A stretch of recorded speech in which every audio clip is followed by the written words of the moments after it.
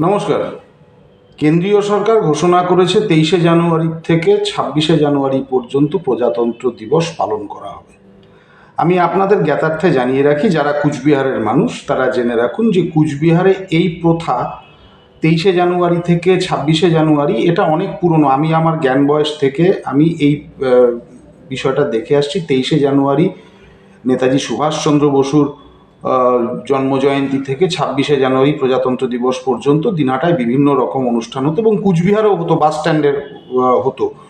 তো আজকে এটা সত্যি গর্বের দিন আমাদের কুচবিহারবাসীর কাছে যে আমরা যে প্রথা আজ থেকে বেশ 5-6 দশক আগের থেকে যেটা আমরা পালন করে আসছিলাম, সেই প্রথা আজকে ভারত সরকারও গ্রহণ করেছে। এটা আমাদের কাছে এটা আমাদের কৃষ্টি সংস্কৃতি, আমরা গর্ববোধ করব। আমাদের কৃষ্টি সংস্কৃতি যদি এইভাবে প্রসারিত হয়, আমাদের চিন্তা ভাবনা যদি এইভাবে প্রসারিত হয়, তাহলে এটা অবশ্যই একটা গুরুত্বপূর্ণ দিক।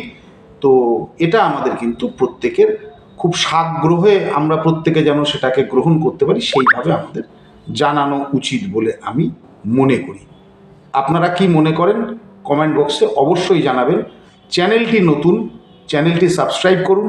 এটা মূলত রাজনৈতিক বিষয়ের আলোচনা এখানে থাকবে।